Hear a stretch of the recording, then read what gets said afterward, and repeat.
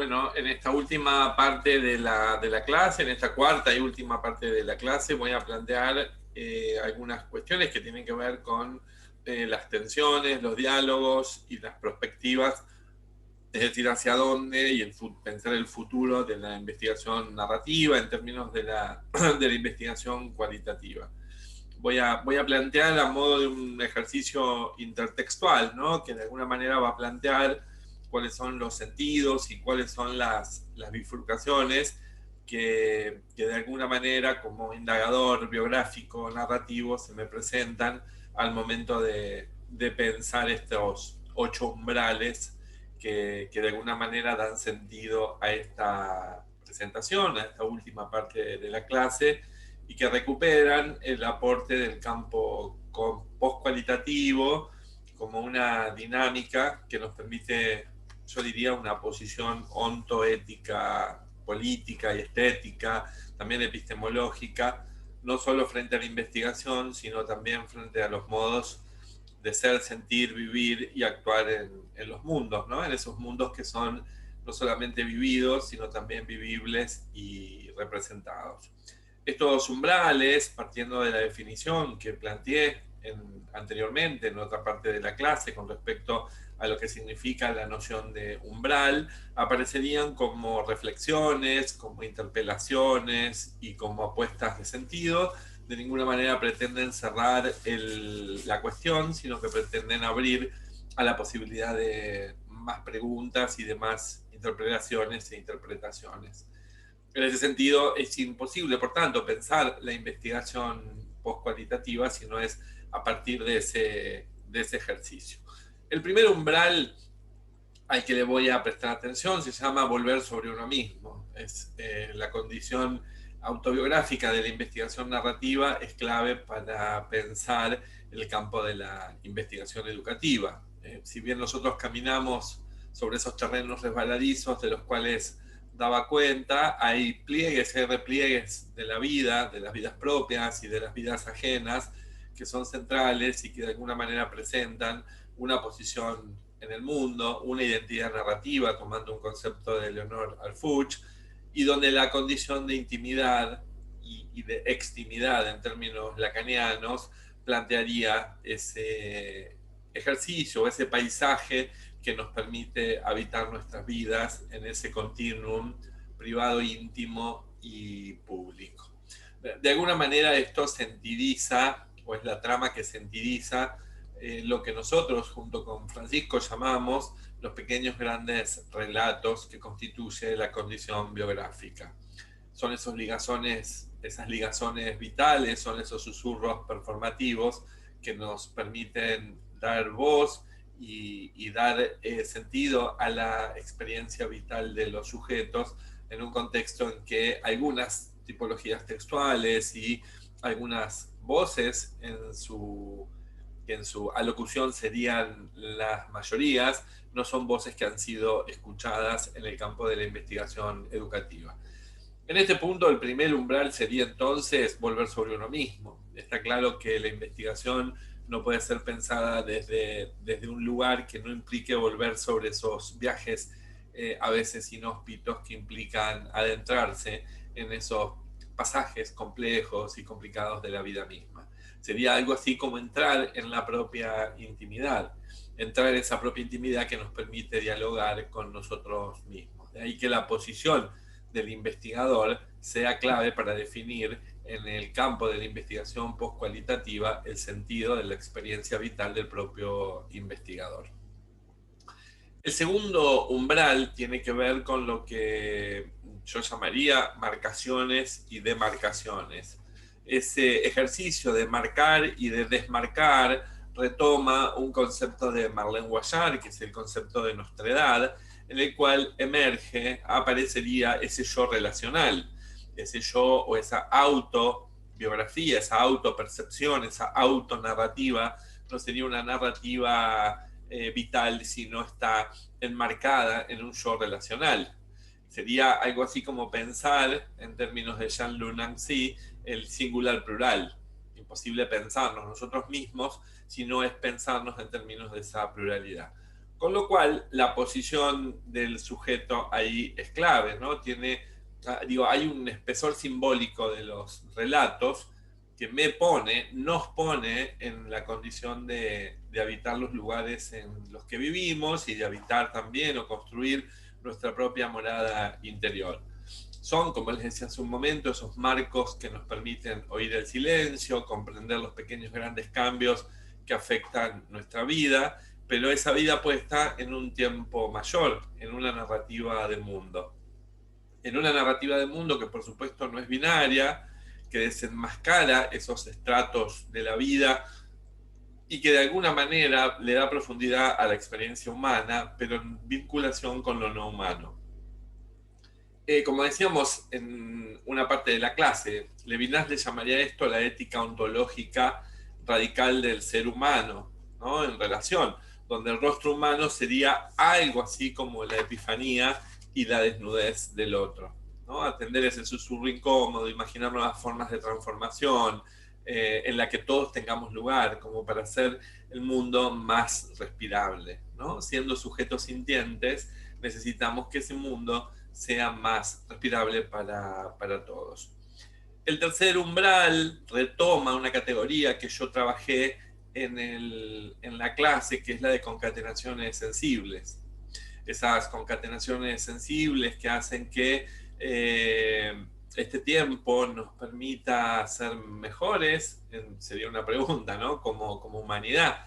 Este tiempo en el cual el otoño vuelve a encontrarnos en pandemia, ¿no? Y que nos hace pensar, o debería hacernos pensar, sobre qué humanidad, sobre qué mundo queremos habitar, sobre qué investigación queremos hacer, para qué se hace, qué diferencia hará la investigación que hago, quién desarrolla ese proceso interpretativo o de inmersión, cómo queremos que esa investigación sea, cómo sabemos que vale la pena meternos en esas experiencias, qué aporta, y de alguna manera plantear la pregunta inicial con la cual yo empiezo la clase de hoy, que es a favor de quién se juega el privilegio de investigar. En términos de Bifo Berardi, quiero volver otra vez a esa definición.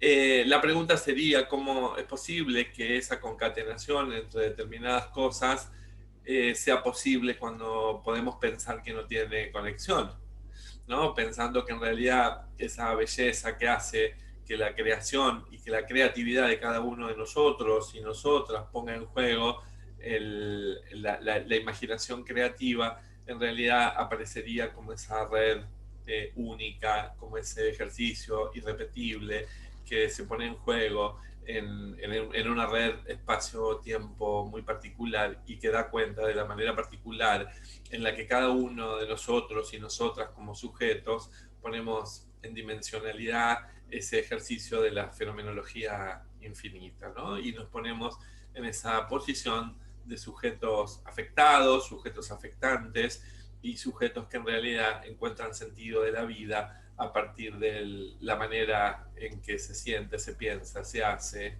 y se dice. El próximo umbral tiene que ver con lo que yo llamo la vida de las cosas, retomando un concepto de Emmanuel Coxia, pero también el ejercicio que hace Donna Haraway en su último texto que se llama Seguir con el problema. Donna Haraway plantea la conciencia ética multiespecie, ¿no? Que está anclada en lo que ella llama la posibilidad colectiva de poder habitar de maneras audaces y de manera creativa el capitalismo actual, ¿no? Este ejercicio de pensar no solo el antropoceno, sino el capitaloceno, a partir de una densidad creativa, de una distribución, pensando en esa distribución de sujetos, de personas en el planeta, en la cual un pensamiento en alianza con los humanos hace que podamos pensar multiespecie y pensar que como humanos somos una especie más en el sistema planetario. Los vivos y los no vivos, los muertos, las rocas, las aguas y las montañas, de alguna manera tienen sentido a partir del momento o a partir de la propia experiencia vital nuestra como sujeto. sembrar mundos, dice Donna Haraway, ¿no? Para terraformar alteridades terráqueas, donde en realidad nosotros necesitamos generar un parentesco y jugar con las figuras o jugar a figuras de cuerdas, ¿no? Como si fueran especies, que somos especies compañeras, que nos permitimos perturbar y suscitar respuestas potentes a acontecimientos que son devastadores, en un momento en el cual el capitaloceno vive en estas aguas turbulentas y poder así reconstruir esos lugares tranquilos. Donna Haraway les llama el chuluceno, ¿no? A ese espacio de tiempo que nos permite aprender a seguir viviendo con el problema de vivir y morir con responsabilidad, en una tierra que está dañada.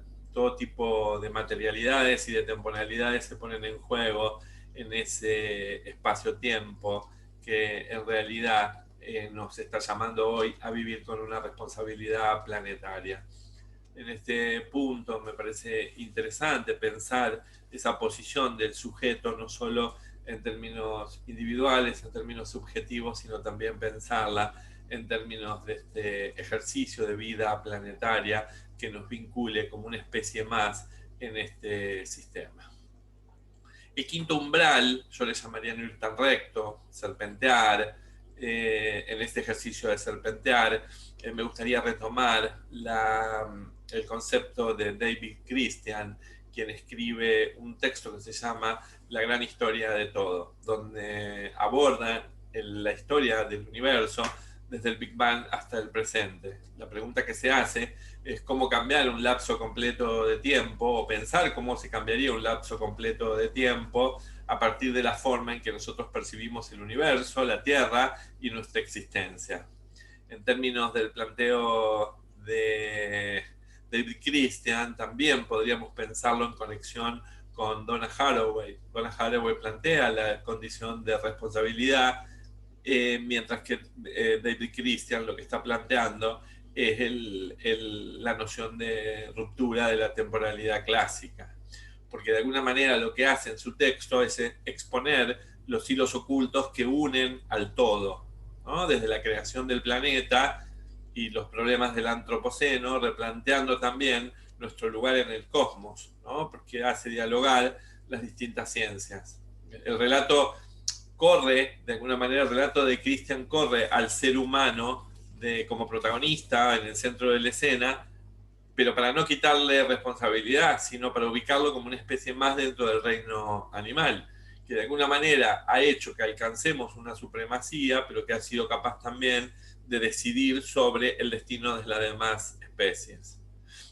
Recién en el anteúltimo capítulo, denominado el antropoceno, que hace que el autor trabaje la influencia y la modificación de gran parte de los sistemas de la Tierra, plantea la idea de la producción de la aceleración del tiempo, las transformaciones tecnológicas, las transformaciones políticas, la transformación de la biosfera, y ahí es donde diferencia el buen antropoceno del mal antropoceno, a partir del vínculo de los sujetos con los recursos naturales, con el aprendizaje que implica utilizar las fuentes de energía o de destrucción.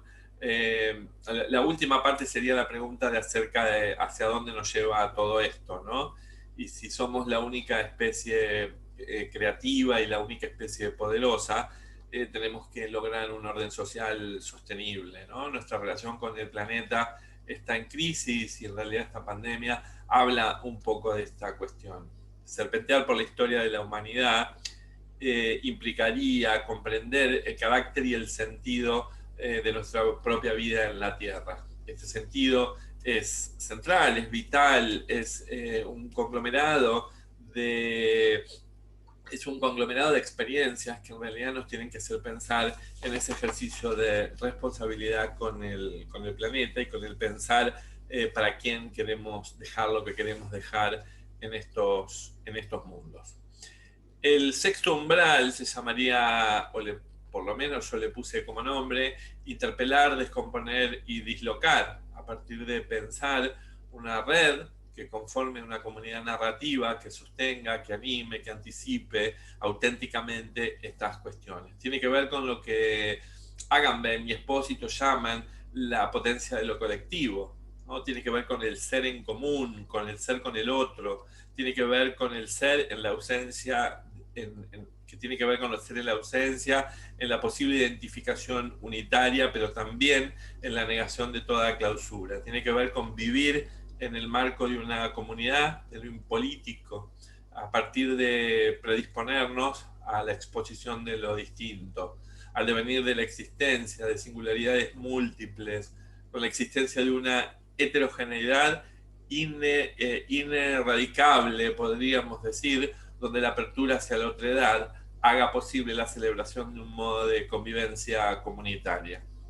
Digo, experiencia sensible y co-composición de comunidad definirían de alguna manera la opción desde la que construimos el sentido de los gestos que conforman un colectivo, o que por lo menos pensamos un colectivo que conforma, por ejemplo, en mi caso, nuestro equipo de trabajo, nuestro equipo de investigación, donde la condición de movimiento cuestiona las convenciones, los paradigmas tradicionales, el sistema binario de pensamiento, donde se pone en juego la definición de obra, la definición de proceso, la definición de autor, de espectador, de representación y de presentación, de público y privado, de arte y realidad, de sujeto y objeto, de cuerpo y de mente, de significado y de significante, para centrarnos en la experiencia del acontecimiento. Es decir, hay una pequeña gran humanidad que está puesta en juego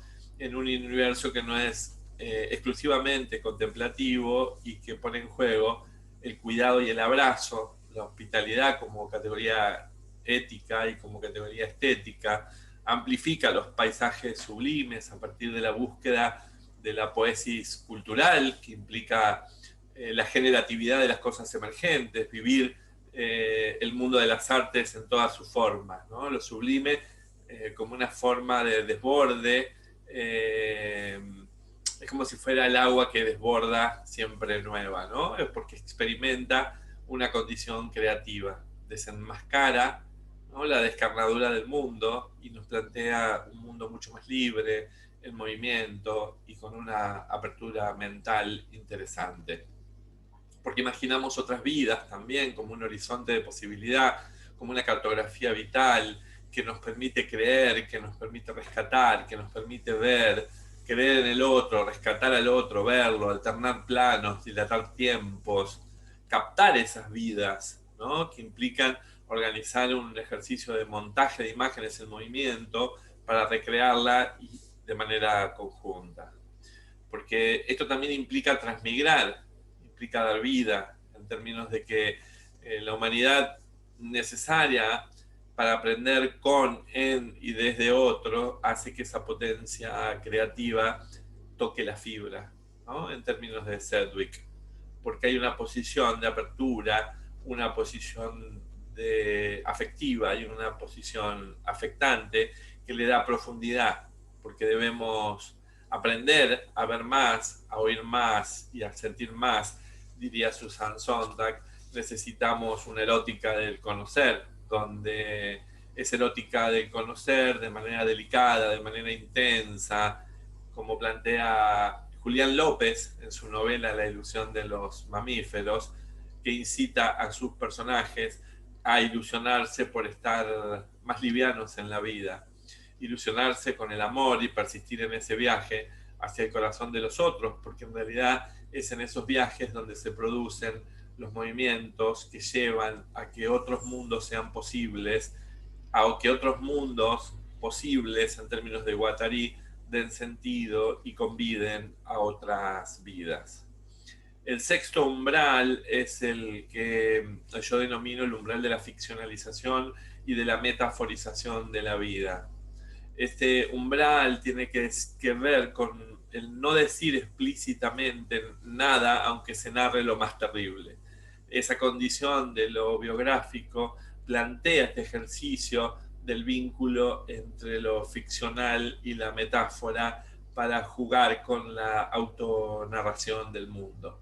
esa autonarración que va a poner en juego realidad e irrealidad, de alguna manera también pone en tensión la unión de sexo y tanatos y misticismo, ¿no? Que recupera esa condición de cotidianidad, esa condición de sexualidad que hace realidad los impulsos más profundos, ¿no? Hay una posición de ascetismo en este ejercicio de ficcionalización de una vida, porque nunca decimos lo que creemos que estamos diciendo, ¿no?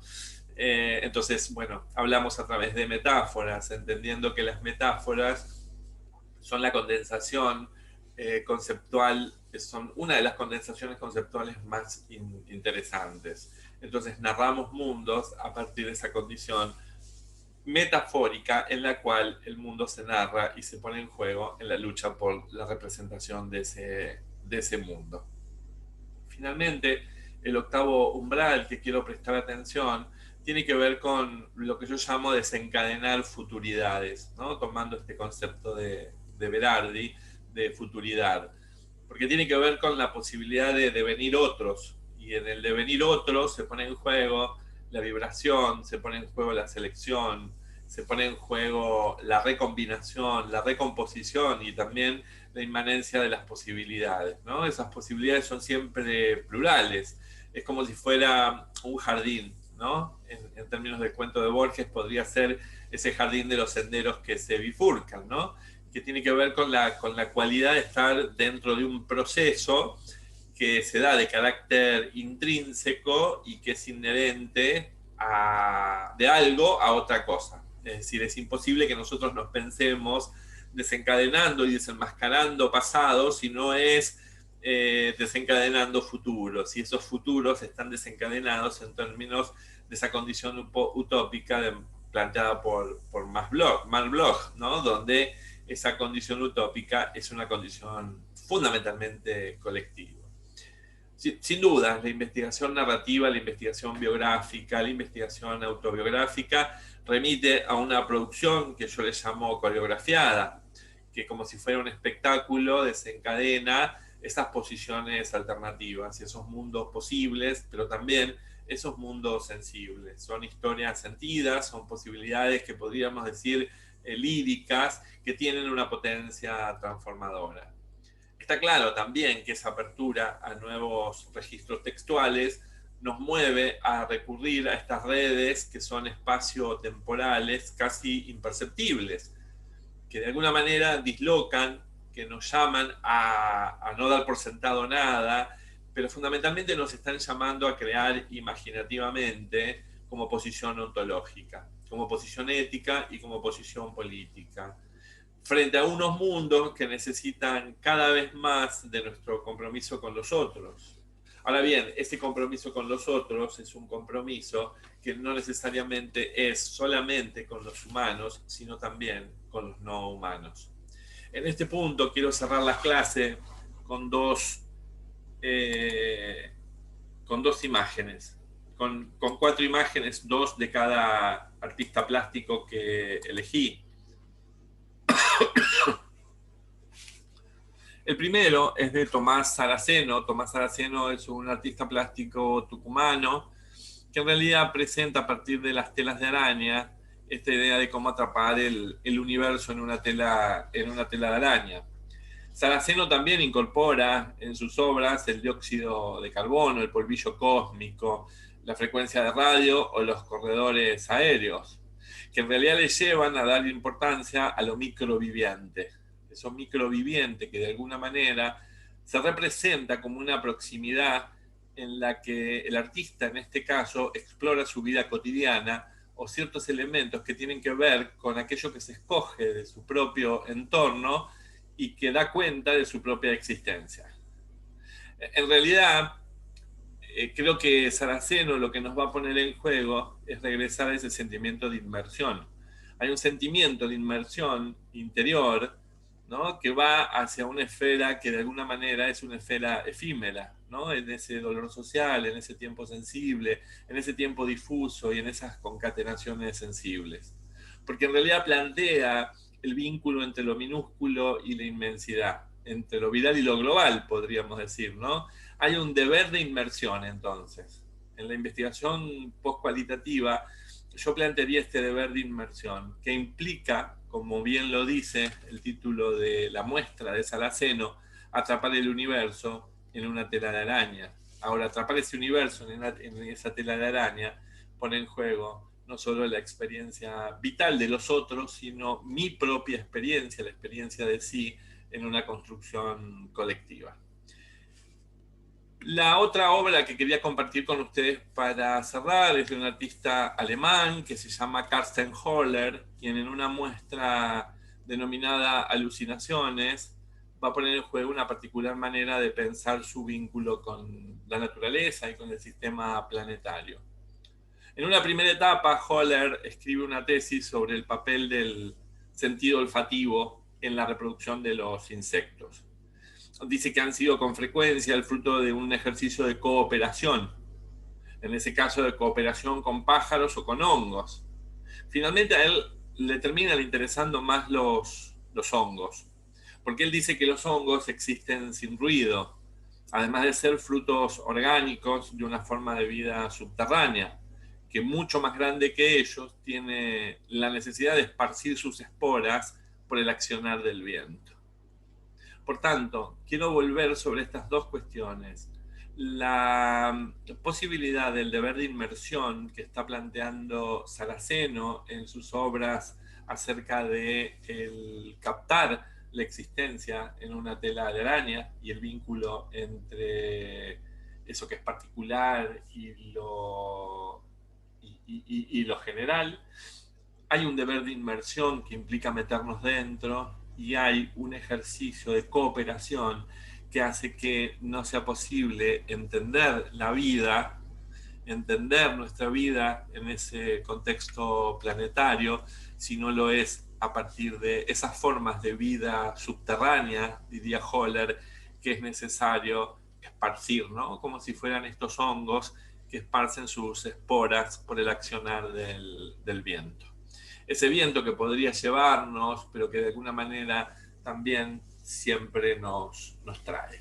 Espero que el desarrollo de estos 4 ejercicios que planteé en las 4 partes de la clase encuentren la posibilidad de otorgar sentido a nuevas formas, a nuevas posiciones que nos reposicionan desde otro lugar como sujetos también, al momento de pensar la investigación narrativa, la investigación biográfica y autobiográfica, en la construcción de sentidos para la investigación educativa. En este punto, pensar ese ejercicio narrativo nos remitiría y nos permitiría casi, ¿no?, poniendo en juego esa definición de Diana Taylor en torno a la condición de performatividad, ser, vivir, hacer y sentir de manera coherente esa vida en estos complejos mundos en los cuales el capitaloceno nos ha inmerso. Muchas gracias por la escucha. Seguramente a partir de la semana que viene ya el resto de los compañeros de la cátedra irán aportando sentido y sentidos vitales a esta forma de pensar, esta forma de trabajar, esta forma de producir en el campo de la investigación educativa.